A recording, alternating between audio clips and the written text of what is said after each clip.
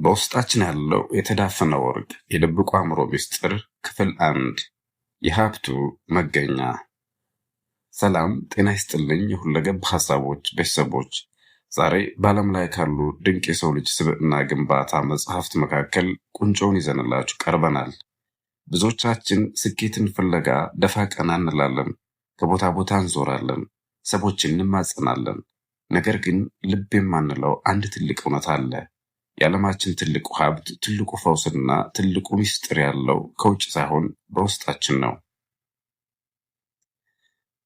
ዶክተር ጆሴፍ ሞርፊ The Power of Your Subconscious Mind በሚለው ዝነኛ መጽሐፉ የመጀመሪያው ምዕራፍ ላይ እንዲህ ይለናል። በውስጥ የወርቅ ማዕድን አለ፣ ካወክበት የፈለግከውን ነገር ሁሉ ማውጣት የምትችልበት። ዛሬ ይህንን ማዕድን እንዴት እንደምንቆፍር፣ የድብቁ አእምሯችንን ኃይል እንዴት እንደምናነቃው በሰፊው እንወያያለን። አንደኛ፣ የማግኔት ምሳሌ። አንተ የትኛው ነህ? ሞርፊ መጽሐፉን የሚጀምረው በአንድ አስደናቂ ንጽጽር ነው። አንድ ማግኔት የሆነ የብረት ቁራጭ ከራሱ ክብደት 12 እጥፍ የሚበልጥ ብረት የመሳብና የማንሳት ኃይል አለው። ነገር ግን ያን ብረት ዲማግኔታይዝ ብናደርገው ወይም የመሳብ ኃይሉን ብናጠፋው አንዲት ቀላል ላባ እንኳን ማንሳት አይችልም። ሰዎችም እንዲህ ነን። ማግኔት የሆኑ ሰዎች አሉ። እነዚህ ሰዎች በራሳቸው የሚተማመኑ፣ ለስኬትና ለእድል የተፈጠሩ መሆናቸውን የሚያውቁ፣ በሄዱበት ሁሉ እድል የሚቀናቸው ናቸው። በሌላ በኩል ደግሞ ዲማግኔታይዝ የሆኑ፣ በፍርሃትና በጥርጣሬ የተሞሉ ሰዎች አሉ። እነዚህ ሰዎች እድል ደጃቸው ስትመጣ በወድቅስ ወይም በከስርስ ሰዎች ምን ይሉኛል በሚል ፍርሃት እድላቸውን ያባክናሉ። ለመሆኑ አንተ ማግኔት ነህ ወይስ በጥርጣሬ የዛለ ብረት? መልሱ ያለው ድብቅ አእምሮህ ውስጥ በምታስቀምጠው ሐሳብ ላይ ነው። ሁለተኛ፣ ድብቁ አእምሮ ምንድን ነው?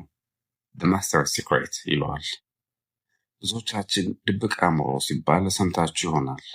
ግን በትክክል ምንድን ነው? ሞርፊ እንዲህ ሲል ይገልጸዋል። አእምሯችን አንድ ትልቅ መርከብ ነው። ንቁ አእምሯችን ወይም ኮንሽስ ማይንድ በመርከቧ ላይ ሆኖ ትዕዛዝ የሚሰጠው ካፕቴን ሲሆን፣ ድብቁ አእምሯችን ደግሞ ከመርከቧ በታች ሆኖ ሞተሩን የሚያንቀሳቅሰው ክፍል ነው። ካፒቴኑ ወይም ንቁ አእምሮ ወይም ሰብኮንሽስ ማይንድ ወደ ግራ ታጠፍ ካለ በታች ያለው ሰራተኛ ወይም ሞተር ለምን ብሎ አይጠይቅም። ትዕዛዙን ተቀብሎ መርከቧን ያዞራታል። ድብቁ አእምሮህም ልክ እንደዚሁ ነው። እሱ አይከራከርም፣ አያመዛዝንም፣ ትክክል ወይም ስህተት ብሎ አይለይም። አንተ በንቁ አእምሮህ የምታምነውንና የምትደጋግመውን ነገር ሁሉ እንደ እውነት ተቀብሎ በሕይወት እንዲከሰት ያደርገዋል። ለምሳሌ ይህንን ዕቃ መግዛት አልችልም ብለህ ካሰብክ ድብቁ አእምሮህ ያንን ትዕዛዝ ይቀበላል። ከዛም ያን ዕቃ የምትገዛበት መንገድ እንዳይገኝ ያደርጋል። በምትኩ ይህንን ዕቃ እንዴት መግዛት እችላለሁ ወይም ለማግኘት እየሰራሁ ነው ካልክ አእምሮህ መንገዶችን መፈለግ ይጀምራል።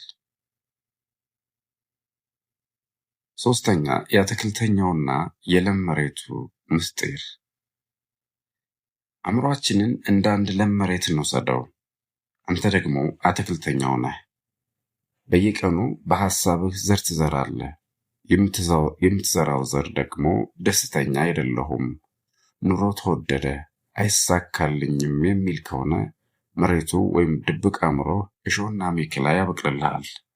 ምክንያቱም መሬቱ የዘራውን የማብቀል እንጂ የዘሩን አይነት የመምረጥ ስልጣን የለውምና። ብዙዎቻችን ሳናውቀው መርዛማ ዘሮችን እንዘራለን። እኔ ዕድለ ቢስ ነኝ እንላለን፣ ትዳርም አይሰምርም እንላለን። ይህንን ስንል ድብቁ አእምሯችን እሺ ጌታዬ እንዳልከው ይሁን ብሎ ያንን እውነታ በሕይወታችን ይፈጥራል። ስለዚህ የመጀመሪያው ትልቅ ትምህርት ሐሳቦችህን ምረጥ። ድብቁ አእምሮ የሕይወትህ ጽሕፈት ቤት ነው። በዛ ውስጥ የምታስቀምጠው ፋይል የሕይወትህ ታሪክ ሆኖ ይወጣል። አራተኛ፣ ድብቁ አእምሮ እንዴት ነው የሚሰራው የሚለውን እንይ። The Working Principles። ሞርፊ አንድ አስገራሚ ነገር ይነግረናል። ድብቁ አእምሮ በፍጹም አያርፍም፣ በፍጹም አይተኛም። ልብህ እንዲመታ፣ ሳንባ እንዲተነፍስ፣ ድምፅህ በሰውነት እንዲዘዋወር የሚያደርገው እሱ ነው። አንተ ተኝተህ ሳለ እንኳን እሱ ስራ ላይ ነው። ይህ ኃይል የፈውስ ኃይል አለው። ለምሳሌ እጅ ቢቆረጥ የሚያክመው ዶክተሩ ሳይሆን በውስጥ ያለው ድብቁ አእምሮህ የፈጠረው ተፈጥሯዊ የፈውስ ሂደት ነው። ታዲያ ይህ ኃይል አካልን መፈወስ ከቻለ ለምን የኪስህን ድህነት መፈወስ አይችልም? ለምን የጭንቀትህን በሽታ አይፈውስም? ይችላል። ነገር ግን ችግሩ እኛ የድብቁ አእምሯችንን ስራ በንቁ አእምሯችን እናስተጓጉላለን። አይሆንም በሚል ጥርጣሬ፣ አልችልም በሚል ፍርሃት የውስጡን ሞተር እናቆመዋለን። 5ኛ ተግባራዊ ልምምድ፣ የድብቁ አእምሮን ኃይል እንዴት እንጠቀም? እንግዲህ ይህንን ኃይል እንዴት እንጠቀምበት? ሙርፊ በምዕራፍ 1 ላይ ቀላል ግን ውጤታማ ዘዴ ይጠቁመናል። ሀሌቷ ከመተኛት በፊት ትዕዛዝ ስጥ።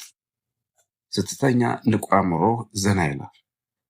ያ ሰዓት ለድብቁ አእምሮ ትዕዛዝ መስጫ ምርጥ ጊዜ ነው።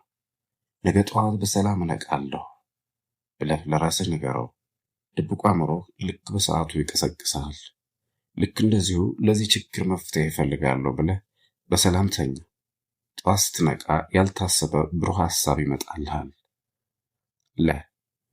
አልችልም የሚለውን ቃል ሰረዝ። ፈጽሞ አልችልም አትበል። በምትኩ በውስጤ ባለው ኃይል ሁሉንም ነገር ማድረግ እችላለሁ በል። ሐመሮሃ እንደተሳካ አድርገህ እመን። ድብቁ አእምሮ የሚሰራው በእምነት ወይም ቢሊፍ ነው።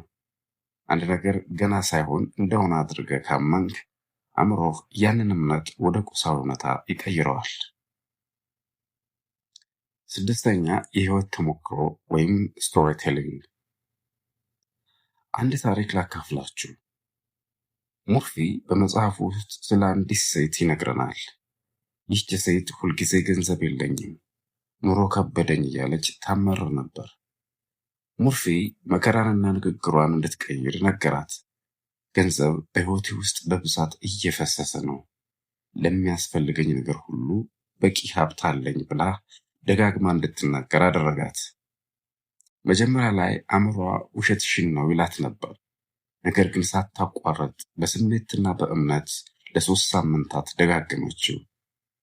ባልታሰበ መንገድ ከሩቅ ዘመድ ውርስ ደረሳት። በስራዋም እድገት አገኘች።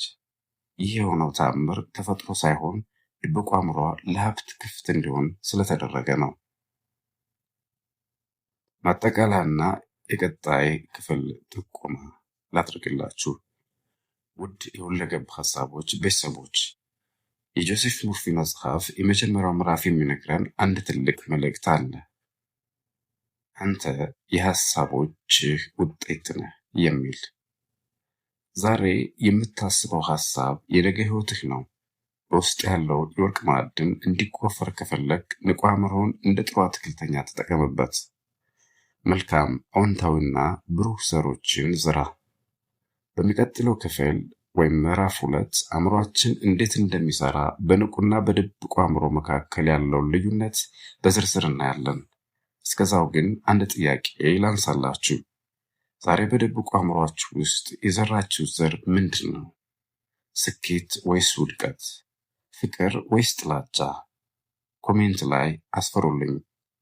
ይህ ቪዲዮ ህይወታችሁን እንዲቀይር ከፈለጋችሁ ደጋግማችሁ ስሙት። ወዳጆቻችሁም አጋሩ። ሰብስክራይብ ያላደረጋችሁ ደግሞ ሁለገብ ሀሳቦችን ተቀላቀሉ። መልካም ጊዜ ይሁንላችሁ።